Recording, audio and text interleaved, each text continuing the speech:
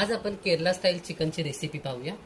5 चमचे तेल तापवून घेतले, त्यामध्ये राई घालून घेऊया, थोडं जिरं, हिरवी वेलची, दालचिनी आणि 2-3 काळ्या मिऱ्या आणि लवंगा घेतल्यात ऍड करूया।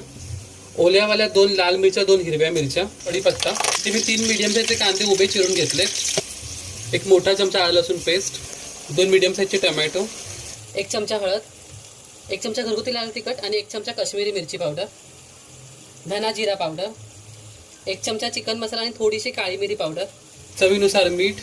इथे मी अर्धा किलो चिकन घेतले, ऍड करतोय, स्वच्छ धुवून घेतलेलं आहे, मिक्स करून घेऊया।